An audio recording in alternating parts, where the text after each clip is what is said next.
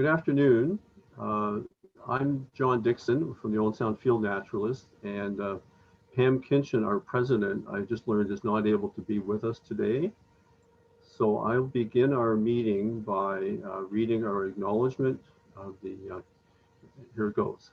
The Old Sound Field Naturalists gratefully acknowledge the traditional territory of the Anishinaabe Nation, the people of the three fires known as Ojibwe, Chippewa, Odawa, and Potawatomi nations. We give thanks to the Saugeen First Nation number 29 and Chippewas of Nawash unceded First Nation, collectively known as Saugeen Ojibwe Nation, the traditional keepers of this land. As field naturalists, we accept our responsibility to be good stewards of this land in this time and into the future. Thanks, Brian, for putting that up for me. So I'll just continue with welcoming people. Many people are joining us now online, and I really appreciate you doing this. I know somebody said some people might prefer to be out for a walk right now if they're not violating laws in town or out of town. And so this is the 6th year we've been holding this event to celebrate Earth Day or Earth Week, depending on when Earth Day lands. And so we try to do it on the weekend. And on at least 3 of those occasions, we've been on the Chichimon, and once at the Legion, and last year was a Zoom webinar provided by, or Zoom YouTube video provided by Jarmo Jalava. It was well received as well. So this year, we are blessed to have with us a dynamic speaker that first did a presentation for our club a year and a half ago, Beth Gilhespy, recommended to me by Barbara Palmer. Many of you know Barbara. And so Beth did a wonderful talk. We had a full house at the library. I'm not sure if we even went back there. It was pretty full. And then we had a hike with her, as I say, from glen to glen, because it was from the glen to the fossil glen and back and forth there. So that was lovely. And when I was looking at programming for this year, I didn't wait very long before I reached out to Beth to ask her to be our speaker for today to celebrate Earth Day, Earth Week. And so I'll just give a little bit of background about her. Primarily, I know her as a geology buff because that's what she talked about for us at our club meeting about a year and a half ago. And what I was so impressed with was that she was a dynamic speaker, very clear, and she organized her talk in such a way that the clarity came through on the topic, which can be complicated with all the different formations and different fossils that are within the rock. She also had the clarity to give us the examples or anecdotes of thinking of the geology in terms of a sandwich and keep coming back to the layers. And I found that really helpful and the most clear presentation of geology that I had. And she mentioned that that was also in the Bruce Trail magazine spring issue, I believe, of 2015. So anyway, I really appreciated that, and delighted to offer again to you today, Beth Gillespie, to talk and to help us celebrate Earth Week this year. Thank you. Thanks so much, John, and hello everyone. And you know, all of you who know me know I love doing presentations. I was delighted to be asked following that presentation about a year and a half ago, and what a different world it was back then. Today, I'm not going to talk about geology. There might be a little bit in there, but I'm going to talk about my my career in conservation. I've had a really extraordinary and really quite privileged career in conservation. It's still on, and I plan to be in it for a while longer, but there's been some really, I've had some really extraordinary times. I've had some less extraordinary times, but I've learned a lot, and I've learned a lot from the people that I've interacted with over the years. So just bear with me. I'm going to share my screen and we'll get started. All right. I've just got a problem here. There we go. All right, and I'm hoping everyone can see that. If not, someone jump in, but we'll get started there with my nice flashy cover slide. And I'm realizing that I don't say anything about Calypso orchids in this presentation, but that's okay. It's a beautiful Calypso orchid. It's not an Ontario one, it's an Alberta one. They have lots of them out there. We don't have hardly any in Ontario. So I used to use that quite often as an example of how, you know, we take for granted things that we have a lot of, like yellow lady slippers and things like that, that are really quite rare elsewhere. The same with our Calypso orchid. We are thrilled when we find it in that little spot near Tobermory or Flower Pot Island, but in Alberta, they're everywhere. So we must appreciate what we have nearby. The middle panel reflecting the land that I love so much. That's the Dyers Bay area of the Bruce Peninsula section of the Bruce Trail. And then, okay, here's some geology. That's Webwood Falls in the Beaver Valley, a beautiful waterfall, beautiful layers. And they just really speak to my past with the Bruce Trail Conservancy and land preservation. But there I am with this wonderful looking tortoise as well. So I'm going to talk a little bit about that tortoise near the end of the presentation. I should start, I mean, I think a lot of you know me, but not everybody knows me. So I'll just sort of tell you a little bit about my personal journey with conservation. I do have degrees from the University of Guelph, a bachelor's degree in physical geography and geology, no surprise there. Did a lot of environmental science courses though as electives and actually mandatory courses as well. And then I did what everybody, you know, what every female scientist did in you know, the late 80s when she graduates from university. I became a temp, a secretary, and did that for a little while with an environmental engineering firm. But I was lucky enough and ambitious enough, I guess, to, you know, within a year, I was doing consulting work with this environmental firm.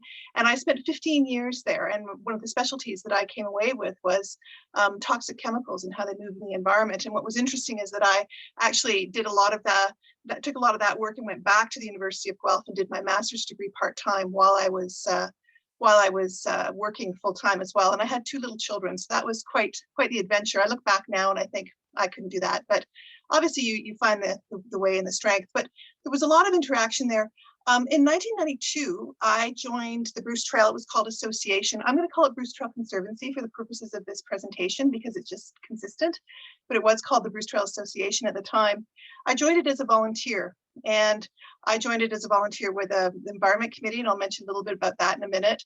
But eventually, over time, I was asked to become executive director, and they retitled it CEO, and I had an extraordinary career there. It was wonderful.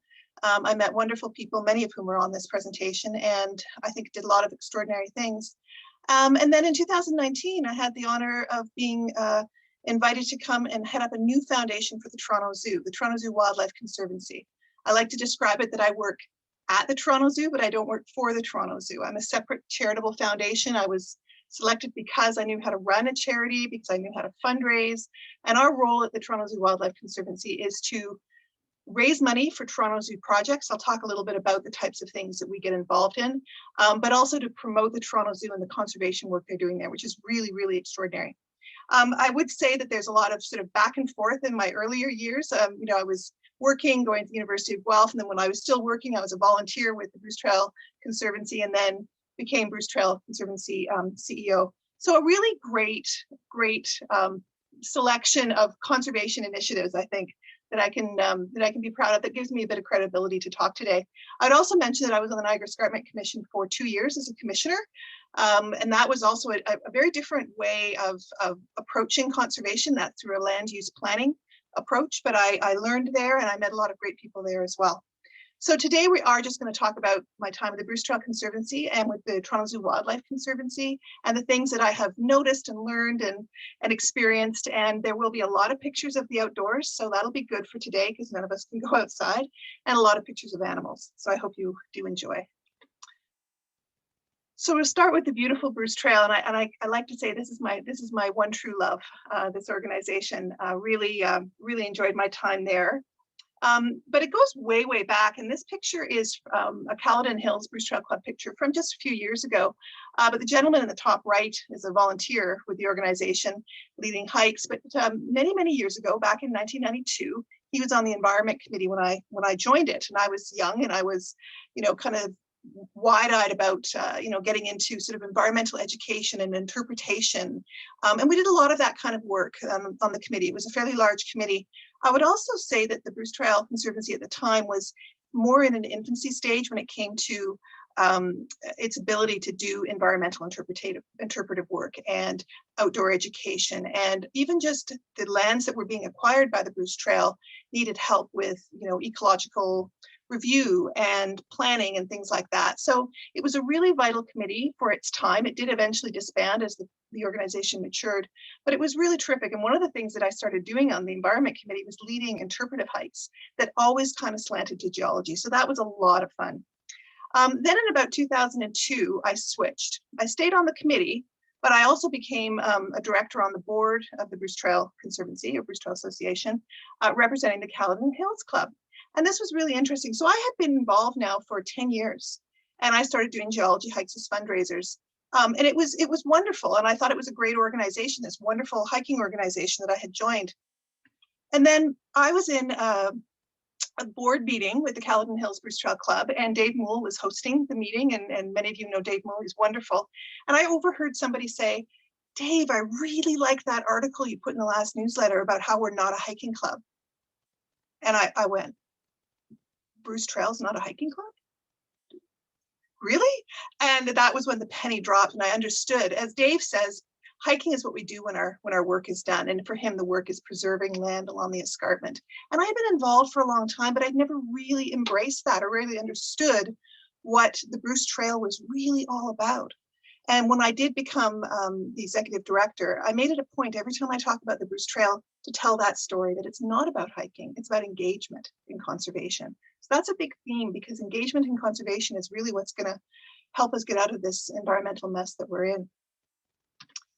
I love history. So when I did become the executive director, I started to dig into the history of the organization. I love the writings that Ray Lowes, the founder of the Bruce Trail, had. He was a real poet, and he talked about the Bruce Trail as a chain that binds all of the beauty of the escarpment together, and it will inspire a desire to preserve and protect. I still remember some of the words.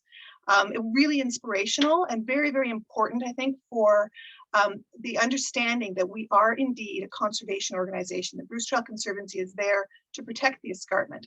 The trail is the means by which we do that. And that's a very important distinction. Now, that doesn't mean there aren't people that are just out hiking and having a nice day, and that's just fine, because that's a wonderful effort. But by doing that, they're getting all kinds of sort of soft nudges towards conservation. I think that's a really valuable thing to be doing, for sure. So Ray Lowes, really, really inspirational. He had another quote that I absolutely love as well. And it really got to the why of the Bruce Trail. Why was the Bruce Trail so interested in preserving land? Why do we need to do this for ourselves? And nowadays, the science is really evident, right? We know that being out in the woods changes our brains, changes the physical chemistry of our brains. For mental wellness, which you hear all the time now, you've got to be outside for mental wellness. We've discovered that, or they've discovered that. I think we always knew that, but governments and many others are realizing the importance of it, especially over this past year. But Ray had this lovely, lovely quote: "Not all of us can study ecology, but we should all have the opportunity to walk under ancient trees on a forest floor that is rich with the things that sustain life." That's one of the most beautiful bits of Ray Lowes' writing that there is. And that really says we should all have that opportunity. And if we don't have access to the land, we don't have that fulsome opportunity. And that is why the Bruce Trail Conservancy preserves land. And I just think that's a really solid grounding in the Bruce Trail. And digging into history some more, the years tick on. We did change the name from Bruce Trail Association to Bruce Trail Conservancy in 2007. And coming up to about 2017, we were looking at our mission statement and, what do we want to tell people about what we do? We've changed our name. People understand we're not just hiking. We have another mandate, but what else do we need to do to really get the message across? And we were struggling, or not struggling, we had started the process anyway, on mission statement, and we had a long, wordy mission statement. Who needs that? And I came across this little piece from 1961, if you can believe, November 1961, and it's a piece in the Financial Post. And again, it says this wasn't about hiking in the first place. This was about saving this ribbon of wilderness. Can they save this ribbon of wilderness? Now, I've been credited with writing the new mission statement. I'm very, very proud of that, but I poached it from this article. At least I found the article, so I can still take a bit of credit, but really solidly grounds the organization into one that is there for conservation. So there it is. There's the new mission statement, which was adopted in 2017, and it remains, I think, a very powerful statement of purpose and passion. Some old pictures of Philip. I always like to put Philip in there. He's a Guelph resident as I am, and he's a friend, and he's done a lot. He was the one who first mapped the Bruce Trail. He was the one that got all the volunteers together, starting actually in 1960, knocking on doors, getting landowners to agree, and all that good stuff. And it's great to know that it took them 7 years, but 7 years later, they were able to open the Bruce Trail at a ceremony in Tobermory on June 10th, 1967. And that's Ray Lowe's at the podium, and closest to the screen is Tom East, who passed away a few years ago now, lovely man, and Jack Johnstone, and to the left of him, and a whole crowd of people, some of which are still with us, some aren't. I was really delighted, and some of you were there, a lot of you were there exactly 50 years later to the day, June 10th, 2017. We had a wonderful celebration in the same spot to celebrate the trail. We looked at the past 50 years, and we looked forward again, and it was really emotional, really moving. It was one of the highlights of my career, was to be involved in that, and all the fine people that did it, because even though we had a staff for the organization, it was primarily, and it is primarily, a volunteer organization. The trail is maintained by volunteers, organized by volunteers. Volunteers run the hikes. Yep, there's staff involved, because running a land trust and having land in your care is an important, and you really need to be serious about what you're doing. But it is a volunteer organization, and it's people that propelled that forward. I just thought I'd put in a little bit of local history, because I had these old photographs and I just love them. This is Kemble Mountain, and there was a plaque dedicated to the Sydenham Bruce Trail Club, actually, and a number of people there, some of whom old names you might remember, or their families. Bill Frowse, Barry Thurston, Isabel Lemming East, she married Tom East, the gentleman in the previous photo, Jim Petty, Dr. Kyler Howe, Doug Metcalf, Albie Stewart, Sidney Pearson, Glenn Hepburn. Now they finished this in 1974, and you can kind of tell there's a bit of plaid going on in there, but actually they could be fairly recent. Maybe the hair is a bit different now than nowadays. But a year later, they put up a little bit more prominent a plaque, and there's the plaque at Kemble Mountain. And Kemble Mountain, I have to say, that area, we didn't preserve this land, of course, but the different pieces of land that were preserved while I was CEO of the Bruce Trail Conservancy, and shortly after, I'm just so immensely proud of all the people involved in that. It's a beautiful, beautiful area, rich in ecology, bear habitat, all kinds of endangered species, and you know, stunning geologically as well, and beautiful hiking area. So there's my little bit of history of the Bruce Trail and that founding of the organization as a conservation organization. And I'll get to some perspectives on that in a minute. But this is a picture of a place also near and dear to my heart, and many people on this call who supported this project back in 2005. So this property came up for sale. I had been executive director for a year at that time when it came up for sale, and it was for sale for $700,000. And in my first year, we didn't do a lot of land acquisitions because I was just finding my feet, and we were trying to find money. And what happened was, prior to this time, most of the money for land preservation that the Bruce Trail was doing came from government sources.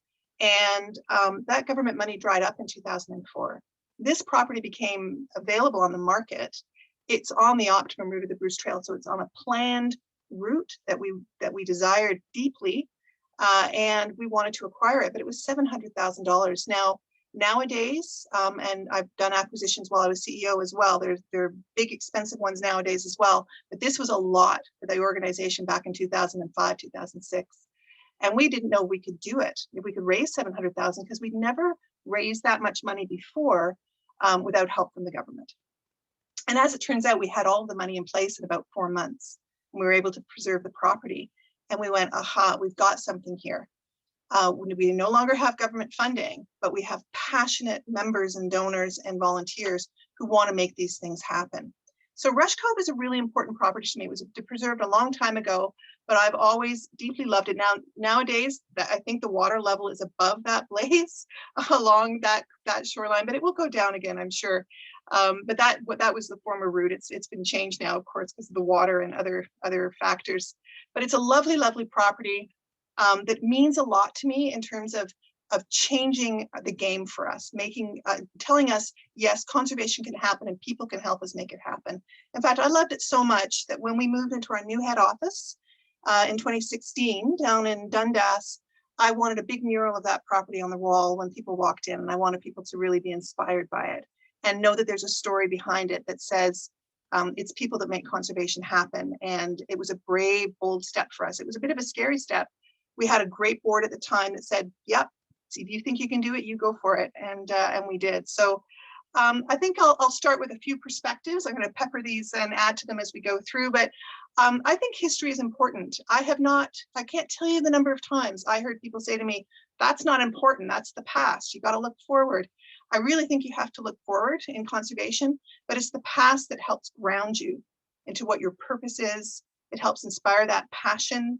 I think what this phrase from 60 years ago is as relevant now as it was then. So I think history is important. So is going forward bravely. So know what the past is, but be looking forward and be brave. And boy, that was a brave, bold step doing Rush Cove, getting that land in place. And success comes when people embrace, inspire, and propel conservation. Really, as I said a few times, people are what makes all this happen, whether they're donating money or they're donating land or allowing trail across their land, or they're volunteers or they're members or what have you. Even just founding the organization was founded by volunteers. I'll just show you a few local properties to your area that I love. Now, I could show you probably 150 slides, and I won't be able to do that today, but just some of the ones that really caught me that I still had in my on my computer. This is lovely Walters Creek below Walters Falls. We actually added to this while I was still CEO and have a lovely corridor down there now. The end of July, it is ablaze with cardinal flower, and I just absolutely love it. Unfortunately, I think it might be under the view of me and others, but oh well. So lovely, lovely property. The Palisades in Owen Sound. Ron Savage is great with coming up with names, and he came up with the name for the Palisades. Really wonderful, and especially in such a close to urban area. Now, I know the Niagara Escarpment Plan is in place to regulate development. Even on this area, you couldn't do a whole suite of condos, but the Niagara Escarpment Plan is only as good as the government of the day. And if the government of the day wants to get rid of it, that is vulnerable land. So now it's not vulnerable. It will be forever held by the Bruce Trail Conservancy as preserved land for nature. Another one I'm really deeply in love with is Malcolm Bluff Shores. Spent a lot of time there. This would be about 2009, 10, 11. It was a really large property. It was 1,000 acres, and we actually split the price tag. It was a $2 million price tag that we split with Ontario Nature. So they put in $1 million, we put in $1 million, which we raised from many, many donors. We were a little bit more, it was still scary to do that, but we were reaching and getting into our stride, let's put it that way. A magnificent property, great habitat, shoreline, I think 4 kilometers of shoreline, 4 kilometers of Bruce Trail preserved, 1,000 acres. Can't get more than that. That's just a wonderful opportunity. And partnering with Ontario Nature, and I know a lot of people on this call, the Owen Sound field naturalists, were very supportive of the project too. Bob and Marie donated some land. So we have a lot of people donate land along the Niagara Escarpment, and this is from 2010, a little ceremony in the rain that I remember. I think there were a lot of mosquitoes, but we had raincoats on, so it wasn't too bad. Webwood Falls, also donated by the landowner. Jim Horwood donated it in memory of his mom, who was a Webster, and his dad, who was a Horwood. A delightful waterfall, and there's now a viewing platform there. And I think it's probably a little over exposed right now in terms of tourism, but just about everywhere as it seems. But I love this property. This was donated, I think, 2013. This is a property, Lindenwood, and Gordon Linda Edwards gave a wonderful donation to help us purchase Lindenwood. So I gave Gord a heads up that he was going to be in this presentation today. So these are people. They aren't land owners, but they're not landowners nor land donors, but they're donors, so we can acquire land. This property, it's not the cottage, it's the cliffs behind it. This is a property called Vero Bay Cliffs, and I got to tell you, I chased this property for years and years, and some of you on this this video call will be chuckling about this, knowing the hoops that we had to go through. And with all respect to the landowner, you know, it was his land, and he had every right to make sure he was asserting his own authority and his own sovereignty over the land, if you will. But we did make many offers, even before I started with the BTC, made many offers to purchase the land, and he was not sure. Then we wanted to put trail around the land, and we had to do survey, then we had to do another survey, then we had to do another survey. There was maybe some legal action in there, not against anybody, but just to have an arbitration type of thing. So it was a long haul, and it's rather ironic that right after I left the organization, the volunteers, actually the Peninsula Club, were able to secure an agreement to purchase the land, and which is wonderful. The landowner's happy, BTC's happy, and I'm delighted. And I wished I had been there when it was purchased, but I like to think I primed the pump for the acquisition, and it's so very kind that the Peninsula Club put a side trail on the property in my name to honor that work that I had done for all those years. And it joins the John Appleton side trail, and I've got to believe that the John and Judy in the list of participants is John Appleton and Judy Appleton, so hello. So just to add to the perspective, so history is important, going forward bravely is important, you need people to help. And I'm going to add volunteers, landowners, donors, and members. It's not just any people. It's a lot of people, but specifically to thank those individuals. But patience is a virtue, and you wait, and sometimes it's a long game. And this one probably took 25 years of work to finally land. But it was all for the good of conservation, a beautiful 300-acre parcel. So I am going to move now to my work with the Toronto Zoo Wildlife Conservancy, and I'm executive director of the Toronto Zoo Wildlife Conservancy. I started there in June of 2019. What a wonderful privilege to work at the Toronto Zoo and with the Toronto Zoo staff there. They are an extraordinary bunch, and the work that's being done at the Toronto Zoo Wildlife Conservancy is just, at the Toronto Zoo and supported by the Wildlife Conservancy, is incredible.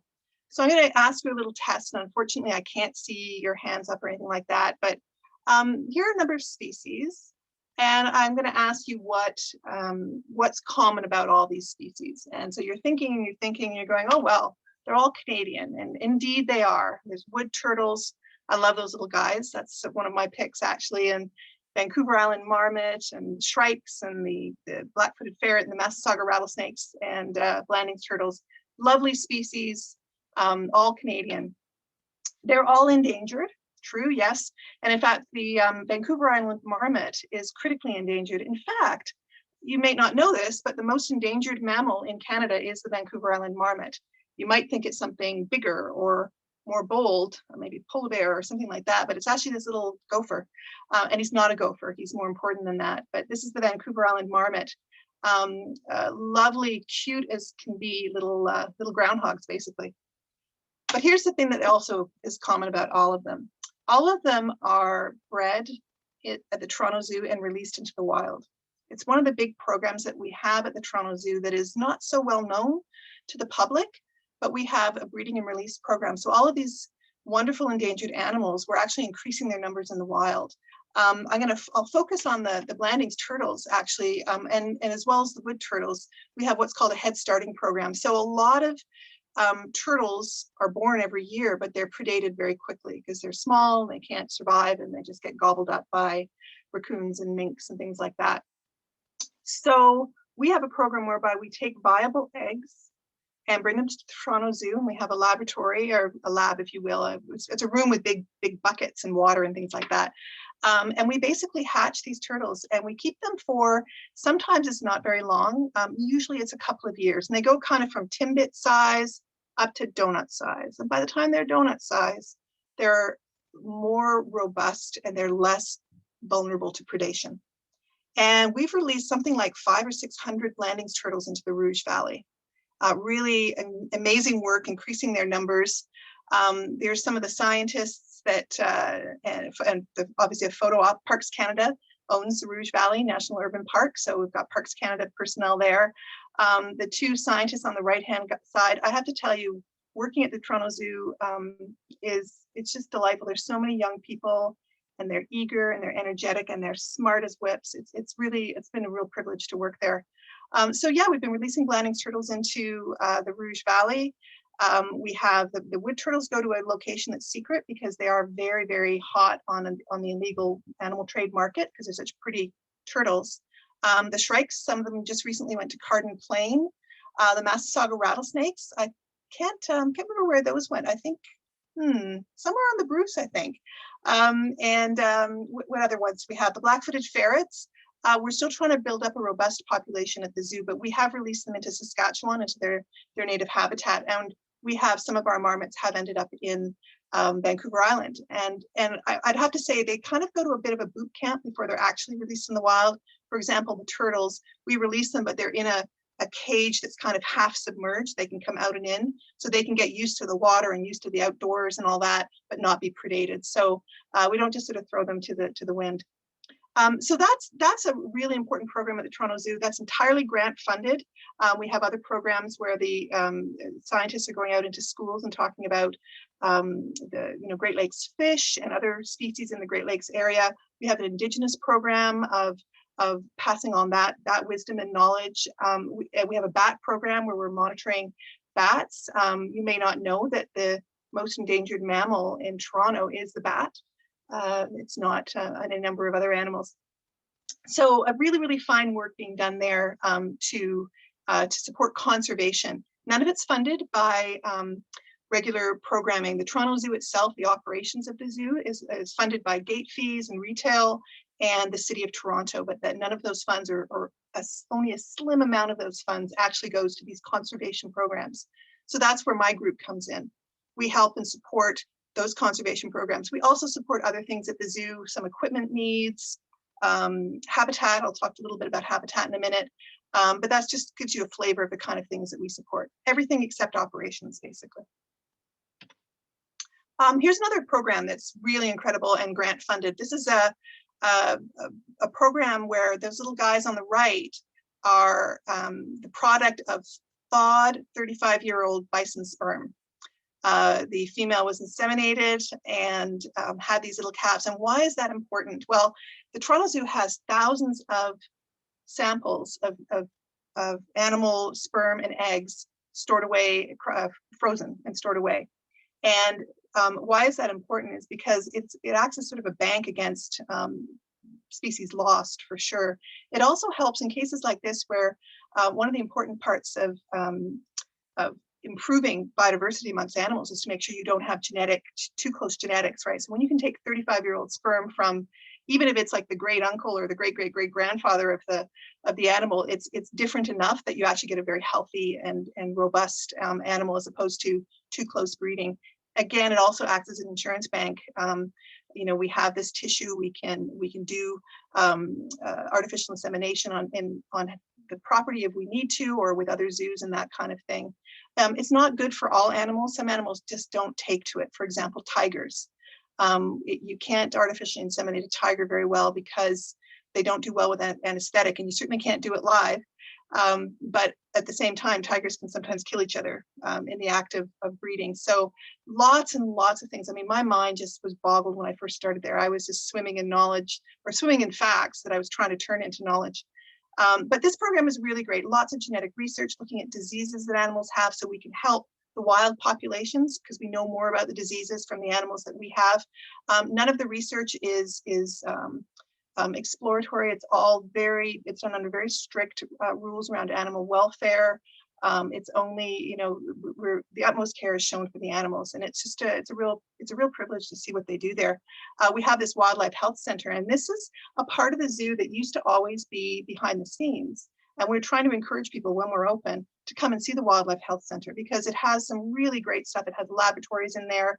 That's where the reproductive sciences happen. But if you look at the picture on the top right, there's a long corridor where you can go in and watch if there's an animal in having, say, a surgery or a checkup or an ultrasound. You can watch it. I watched a rattlesnake he had a cyst on his eye. The rattlesnake had a cyst on his eye and he got treated by the vets. That's remarkable. I saw a cougar getting blood taken from his tail, and he had to have some other checkups as well. A lot of the work they're doing in there is actually dental. A lot of diseases enter through bad dentistry in the animals. I think probably in our past for humans as well. So there's a lot of dental work that goes on. Anyway, I can't say enough about this. And we call this the hidden zoo, and we want this to go extinct. This is the part we don't want to, this is the part we do want people to know all about and come and see. So let's talk about the zoo, the conventional zoo that people are thinking of. And, you know, we haven't been open since November or early December, maybe. We were open for a bit through last summer. It's been really, really tough at the zoo, but we're keeping our spirits up. The animals are getting great care. They miss people, though. When you walk around, and I'm lucky enough to be able to go there. I was there last Wednesday. The animals are, oh, there's somebody there. They really want to see people, especially the apes as well. They miss people. And so the keepers eat lunch with the orangutans and the gorillas, not with them, but, you know, nearby, so that they're visible, just to keep them, you know, interested in that.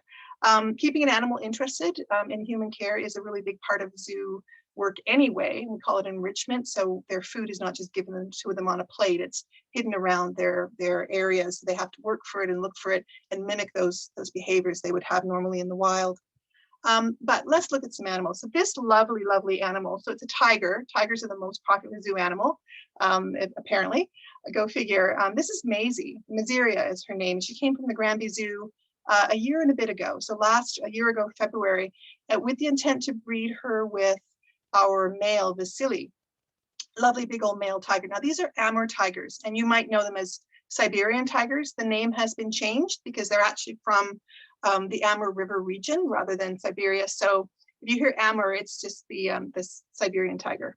Anyway, this is Maisie, and they were not successful breeding last year. And again, putting tigers together to breed, wow, you have to introduce them through something called a howdy gate. So it's a little, you have the two areas, and they can sort of smell each other first, and then you lift the howdy gate, and there's a mesh there. They can't get it to each other, but they can at least see each other.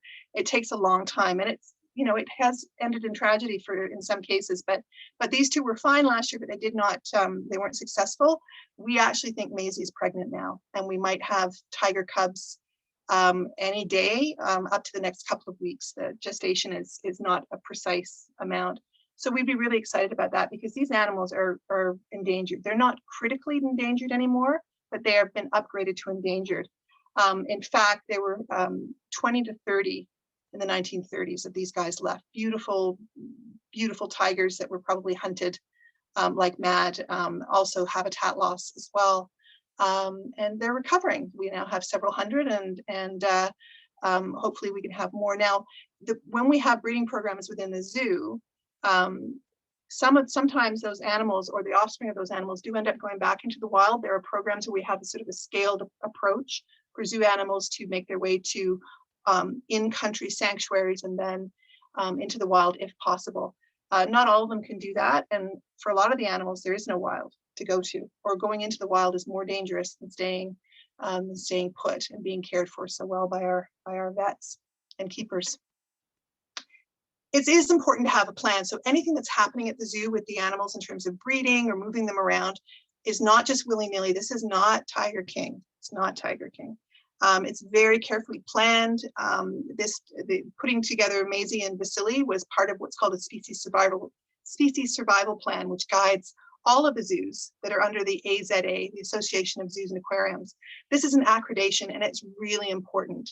And it's really important that a zoo be accredited.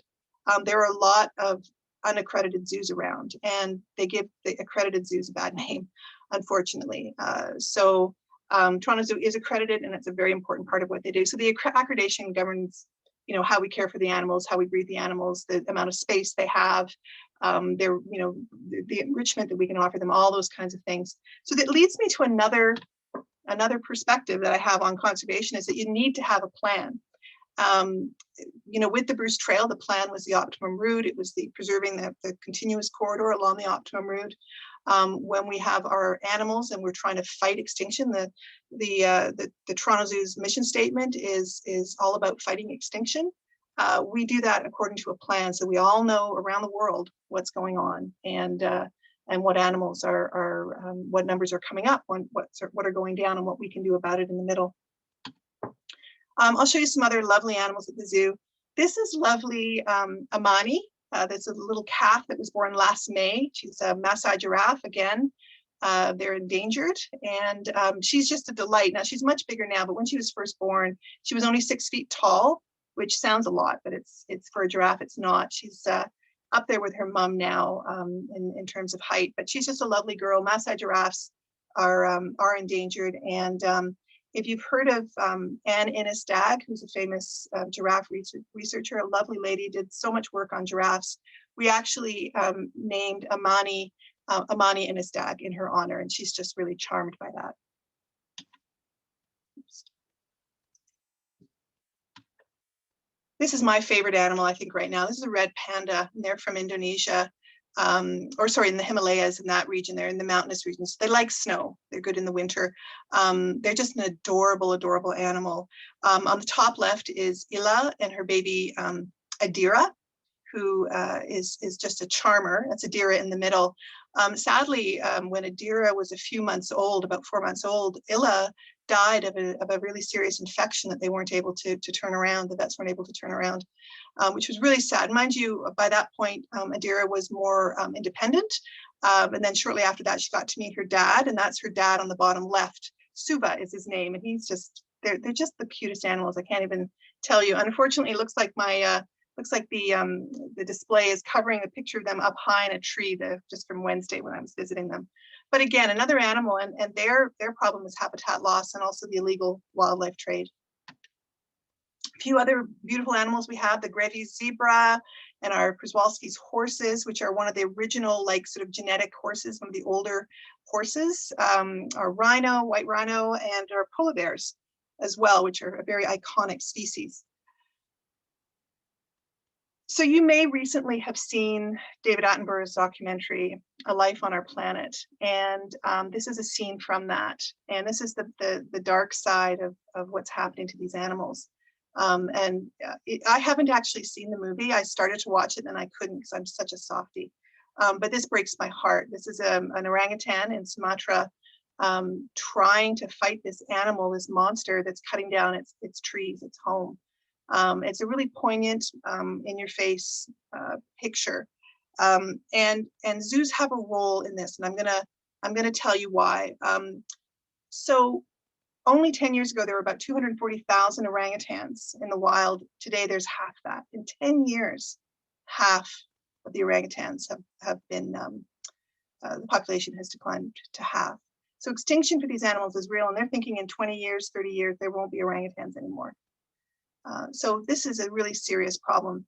And the problem that we have is with the habitat loss. This is the number one thing. There's definitely poaching going on and illegal animal trade, but the number one threat to orangutans and Sumatran tigers and Sumatran rhinos and other animals in Sumatra is deforestation. And it's to plant oil palms. So palm oil is in everything. If you pick up a candy or a stick of makeup or what have you, palm oil is probably in it. It's like something like 80% of products that need some kind of oil, they have palm oil. What happens is the native rainforest, and you can see in the top picture, that you can see where the rainforest is, and that is cut down to plant oil palms. And in doing so, it destroys the orangutan habitat. Now, there are ways of harvesting palm oil sustainably. Smaller plantations, planted in areas that are already denuded so that there's no redisturbance of any areas, using local labor, keeping it small, keeping it local, and not fragmenting the rainforest. But a lot of companies, they just want to get their palm oil. But you can make choices about the products that you purchase. And there are sustainable palm oil products, and those who are making them, Kraft is one. Lindor chocolates is another one. Lindt chocolates are another one. They use sustainable palm oil, so they're getting palm oil from these sustainable sources, and that is an accreditation that's assigned by a regulating body, so or an oversight body. So it is a really important thing. People will do that if they know. If they don't know, they're not gonna know to check for the palm oil source on their products. It's the same thing with rare earth minerals. So this is a coltan mine in the Congo. Coltan is an essential mineral. It's one of the minerals in your cell phone. It's one of the metals in your cell phone. And it exists in certain parts of the Congo, and they're cutting down the forest so they can mine coltan. And that is destroying the habitat of the gorilla. It's the number one thing that is destroying, is lowering the gorilla population. There's also poaching. There's also the illegal animal trade, but it's the mining. But you can recycle your cell phone, and by recycling your cell phone, you get this coltan. They can extract it, they can reuse it, and it reduces the need for mining. And it really does measurably reduce the need for mining if people recycle them, if they know. And if they don't know, they're not going to do it. I didn't know about the cell phone thing. I knew a little bit about palm oil before I went to the zoo, but not to the same degree. So if you know, you'll do something about it. So what does the zoo have that can help with this? So interesting work that we did a year ago almost now. My organization solicited a research study or a survey.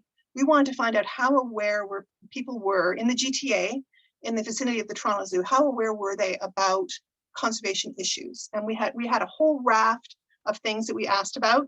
The report is on our webpage. There's a link there. You can come back to it when you record this. But one slice of it, I'm just going to show you, which was really, really interesting to us. So we asked about 1,000 people in the GTA about 6 conservation issues. So the 2 that I just mentioned, rare earth mineral mining and sustainable palm oil. We also asked about deforestation, overfishing, polar bear habitat, and pollinators. And we asked them how aware they were. And so people are pretty aware. You can see the top 4 issues: melting of the Arctic ice and polar bears, paper products, fish populations, planting native gardens. They're pretty aware of those issues. They've heard about them in the news. They know them intuitively, but look how notably less they know about palm oil and rare earth minerals and how they are impacting these endangered species.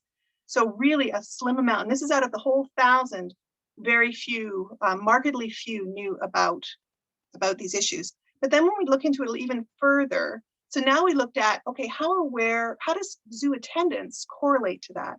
So for example, polar bears. When we looked at the people who never came to the zoo, right up to people who came 4 or more times in the last 5 years, so frequent zoo attendance, we looked across that spectrum, we didn't see a big difference in their level of awareness.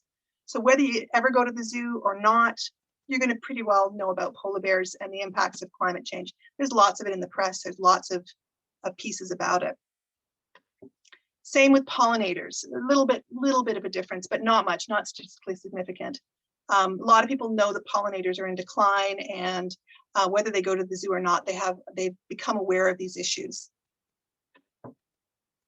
And then we have recycling electronics and palm oil. And here we see a marked difference between people who never go to the zoo and people who go 4 or more times or have gone 4 or more times in the last 5 years. Now, you know, I have a science background. I know that correlation doesn't equal causation, but that marked difference really seems to tell me that people are getting information. The zoo is helping give them information about these things that they're not getting elsewhere, that they're just not getting elsewhere. So that was important, and it really it energized us because of well, look, let me stop there for a second. I'm adding to my perspectives here. So in addition to all of these things that we've been talking about you know, knowing your history, and now the history of the zoo is not a charming history, but we can still learn from it. We can learn what not to do, because zoos didn't start out as conservation organizations, but we can learn from those bad practices and make sure we're going forward with right conservation practices. People are important, plans are important, being patient is important. We're going to have to wait another year for a tiger. Yeah, we can do that. This is one, I think, the most important perspective that I've noted from this study and from my work with the BTC and the Wildlife Conservancy, is that connecting leads to awareness and to commitment and to action. And those are really, really important things to be inciting in people. We can connect them, we raise their awareness, we increase their caring, and then they take action. And it's not just our research study that showed that there's a correlation there between zoo visits and wildlife. There's a number of studies from zoos in the United States that have looked at the same thing. They've done exit polls of people, and their level of awareness has significantly increased. So people are going to the zoo maybe just to look at the nice animals, but they're coming away with more, and that's important. So I'm having trouble here. Okay. So one of the things I'm working on now, whoops, sorry. My computer is giving me a little bit of trouble. Here we go. One of the things I'm working on now, which is right in line with this awareness and activation, is a new habitat for the orangutans at the Toronto Zoo. On the left is just a picture of the case for support I've been using. It's a $10 million project. We have 8.2 million or 8.1 million in place, so I'm still working on it, but it's an outdoor space for the orangutans. It's going to get them up high into the breezes. They're going to look over the Rouge Valley. They're going to, feel the sun on their faces. This is amazing. They have a lovely indoor space and they get to climb and do all kinds of things, but this is a game changer. What's really great about it as well is that it's going to be attached to a research area where we can do observational research of the orangutans, but it's also going to be connected to towers that actually are going to go outside the exhibit. So they'll be able to go through tubes or chutes, if you will, and actually travel around the zoo and see different things. That gives them choice over what they do. And these are very intelligent animals. And I think that that's probably the thing that we all struggle with so much now is, can we go outside? Can we go for a walk? Can I drive to the store? We want choice. We want to be able to live with choice. And we want to provide the orangutans with as much choice as we can. Obviously, we can't have them running around the Rouge Valley, but we can give them a habitat that is fulfilling their natural instincts to climb and get up high, to explore. The research station will have all kinds of things. They like iPads. They like playing memory games, matching squares and matching images. They're very intelligent animals, and we want to give them as much enrichment as we can. But at the same time, instilling in this new exhibit, all these people that come to see it, telling them about palm oil and telling them about how important it is that they make good choices about palm oil. So this is one example, and I'm passionate about it. I've been working on it since I started at the zoo, but it's a really important example of how zoos can activate on environmental issues. Just another quick thing here. I was mentioning about swinging through. So down at the bottom, this is the existing indoor habitat we have for the orangutans. To the left will be the outdoor space. It's not on this diagram. Whoops. I knew something like that would happen. Hang on. Well, you know what? Oh, here we go. So they'll be able to come out in a chute, climb a tower, and actually swing through the ravine. If you know the Toronto Zoo, there's a pedestrian bridge, a wooden bridge near the Indonesian Pavilion. They'll be actually swinging right by. And there's ways of stopping them from climbing down and things like that. And it's going to be fantastic. From the next pole, we hopefully in the future will have other poles that they can go to as well. They can maybe go visit the rhinos, go visit, well, I don't know about the gorillas. That might start something up, but keeping down in the animals that are sort of more familiar to them. So really exciting project, and I can't say enough about it. I've fallen in love with orangutans, I must say. I'm getting near the end here, but I just want to kind of, make a point here that we've talked about, what the work of the Bruce Trail is in preserving habitat, preserving a corridor for us, for plants, for animals. And I've talked about the animals that we're working with at the Toronto Zoo, and all the ones I've mentioned are endangered in some way. And really, again, there is some poaching, there is the wildlife trafficking, which is horrible stuff. But the most, the biggest impact on these animals is habitat loss. And the biggest impact in our area is habitat loss as well. And we have, on the left-hand side, we have a palm oil plantation, oil palm plantation in Sumatra. On the right, we have Milton, and people got to live, right? But thank goodness we have checks and balances in place to protect certain areas. And thank goodness we have organizations like the Bruce Trail Conservancy that are preserving the land along that precious corridor, because it's only, I think that let's put it this way, the protections that are provided right now by other agencies may not be as robust as we want in the future. And I think we can really have to pay attention to habitat loss.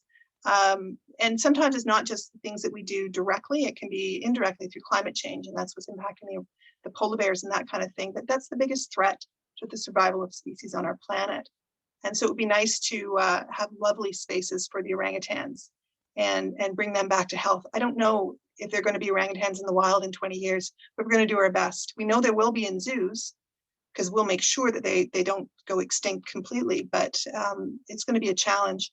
And again, beautiful land like Rush Cove, which really shows that you can inspire dedication to conservation. think this is my last slide. I keep saying that. I started this with a picture of me with this really cute Aldabra tortoise, and that's what that is. This is an Aldabra giant tortoise. And Aldabra is an atoll in the Seychelles, so north of Madagascar. It's a little, it's 22 islands surrounding a lagoon. It's just lovely. And those islands have been above water for about 120,000 years. The water level is rising. Now, there were a number of different tortoise species on these islands in the past, and most of them were eaten because tortoises apparently are good eaten. And so this is the one that's left now, the Aldabra giant tortoise. And so those islands now are completely protected. Tourism is restricted. There's government controls over who can go there. You have to be with a game warden, all that kind of thing, so that there's no harm to the animals done. But it might not matter, because if the sea level rises, that atoll is going to be submerged.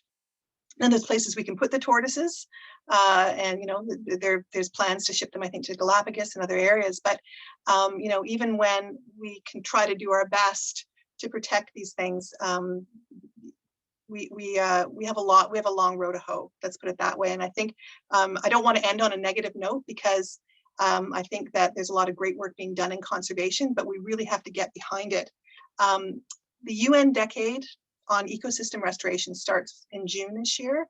And I think we really have to take that connecting awareness, caring, and action message to that, because we have a lot of work to do to preserve these species.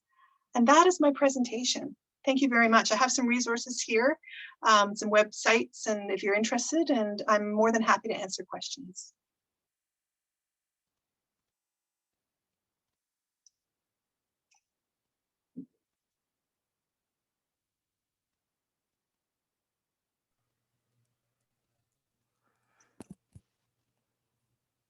That was fantastic, Beth. There are a few questions in the Q&A if you can access them. Sure, I'm just having a look now, and I'm afraid, there's very kind comments too. The spirit moose up north, I'm afraid I don't have any information about that. I don't know. My colleagues at the zoo would know, but I'm afraid I don't. So I'm not even going to go there. But it's not one of the ones that is that I've come across in terms of the endangered animals in Canada. So I'm not quite sure of its conservation status. I'm sorry about that. The next comment, I'm just, I got to figure out a way of seeing these because it's covered up. Okay. Any comment on the roles and responsibilities of the individual versus our government versus private sector on conservation work? Question was prompted by encouraging us to avoid buying products with palm oil. I'm game for this, but I also think it takes more than individual action. And some kind words as well. Thank you. Yeah, you're right. It does take a lot of action, and there are organizations that are out there as well. Like, I think it was like with the Bruce Trail Conservancy, we wanted to protect the Niagara Escarpment, and there are lots of different things that needed to happen, including advocacy and lobbying or all that kind of thing. We didn't do that. Our role with the Bruce Trail Conservancy was preserving land. We did it by land acquisition, and that was preserving the spaces, not the policy and not advocacy and things like that. At the zoo, there's more work done in advocacy, but there are other organizations out there that are working more actively with governments to get government policy to come and play a role. I think right now, there was a little blip a couple of weeks ago, you might have noticed it, all of you, about palm oil in milk products, in butter, and how it was being put into butter given to the cows to create a more robust fat or something like that. But it was ending up in the butter, and the butter was not the same consistency. You got to believe they weren't using sustainable palm oil, or at least I don't think they were. It all died away, but I think you're right. There needs to be action at a government level. That's not the level that I'm working at, or that we're working at, but it is something that individuals might want to think about engaging. There's something called the Roundtable on Sustainable Palm Oil, and you might want to Google that and see what kinds of things that they're doing. Anonymous attendee, how much more land needs to be preserved along the Bruce Trail? I have not been there for about 2.5 years. When I left, I think there was about, oh gosh, I'm pulling numbers out of my brain. I know we still had a couple of 100 kilometers to preserve, but I'm afraid you'll have to ask the new CEO. I'm afraid I don't know. probably several millions of tens of millions of dollars worth of land for sure. There's still lots and lots of gaps. I always believed, I think this was perhaps where the rub was when I was leaving the organization. There was this ambition to have the trail secured in 20 years, everything secured in 20 years. I just simply don't think it's possible. And it's not because the money can't be raised. The organization is doing wonderfully well. You know, with the engine we built all those years, it's doing wonderfully well, securing donations, but it's about the landowners and whether the landowners will sell. And I think felt a little bit like a voice in the wilderness that, you know, we can't have a 20-year mandate. It's going to take longer, but that's just my perspective. There might be new perspectives at the organization. There is a community vision. Sorry, I'm just looking.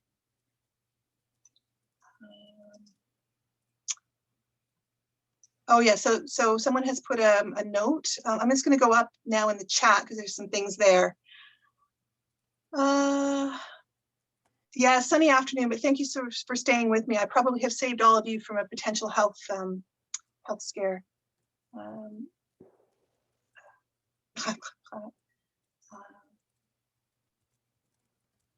Will there be a transcript? I believe this is being recorded, so that's. Perhaps you have a program for Blanding's turtles in Serpent River near Elliott Lake. Wood bison are in northern Alberta, I believe in northern Saskatchewan. There are virtual tours. So every day the Toronto Zoo has what's called Facebook Lives, and they'll go into some part of the zoo. So often it's animals, but they've also gone into the nutrition center and they've gone into some of the laboratories. So if you have Facebook, put Toronto Zoo in your, follow the Toronto Zoo, and you'll see a whole bunch of videos of different parts of the zoo. They're raw and rustic. I might even be in a couple of them, I don't know, but they're really interesting, and those virtual tours are there as well. There's some very kind comments. Yeah, the UN Decade on Ecosystem Restoration. I've only heard about that recently as well, and I think it's one to check into. And then there's a note here about Talisman and yeah, the municipal land there. I don't know if the Bruce Trail Conservancy is working on that. We were in the past when it was for sale, and then it went away, so perhaps they are now, I'm not sure. I think I've got all the questions so far. There's more.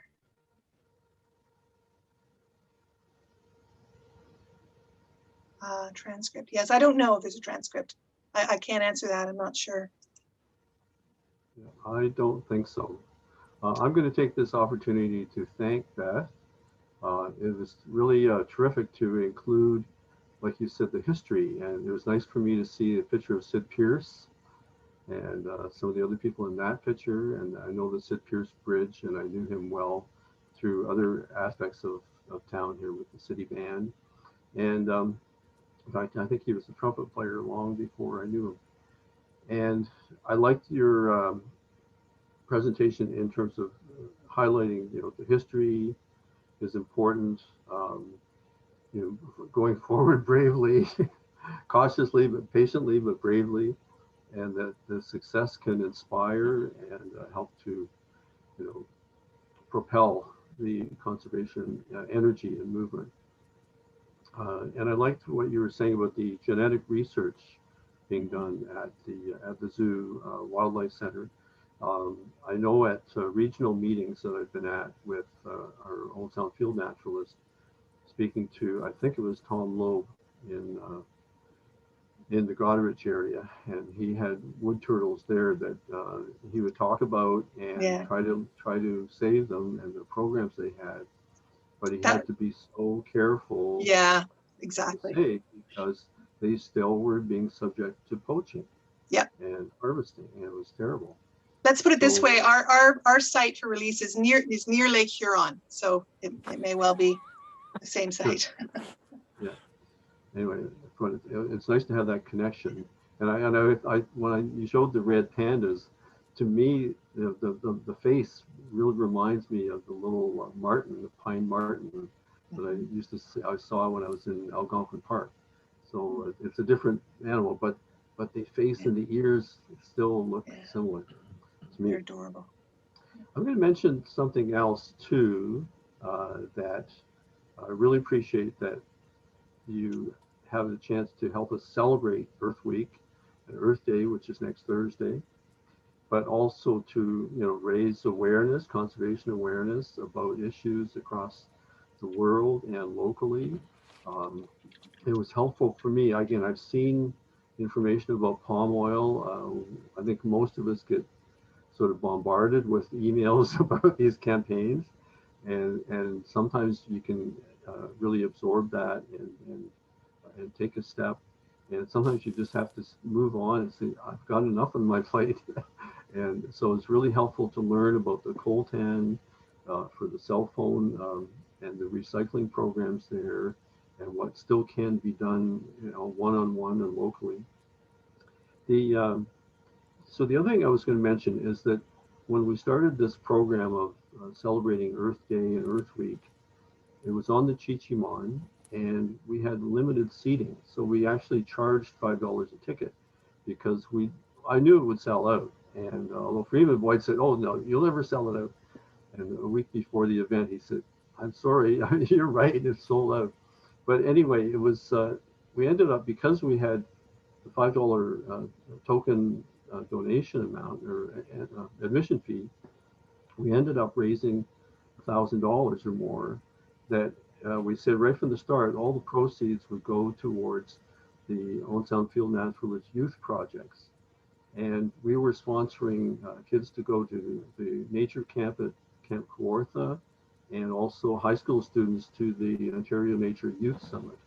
And in the subsequent years, we continued doing that by having a token admission and always having money available for the youth projects. And that worked really well. Last year, with Yarmo doing his video online, we didn't have the seating issue at the Chichimon, but we still invited people to make a donation. We don't do a lot of fundraising, but the club does spend money. And recently, the club used some of the money from the Lorraine Brown Conservation Fund to help NCC purchase a property on the peninsula, and as well as money from our own operating budget. So it's a bit of both.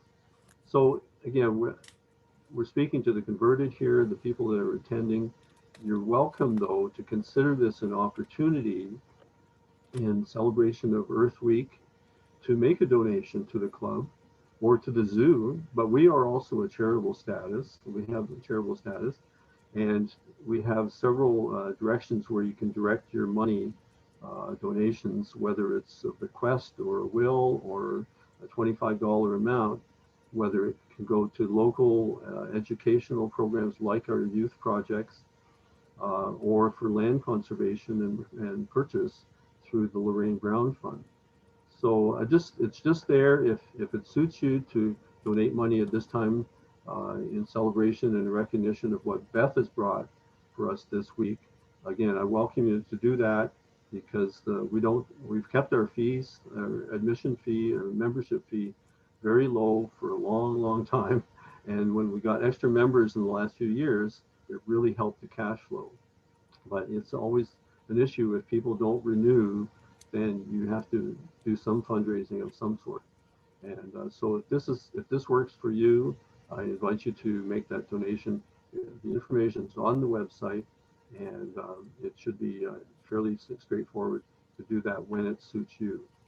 And so again, I just want to thank Beth for joining us for this week. And if we can have you back in the future live in town, that would be great.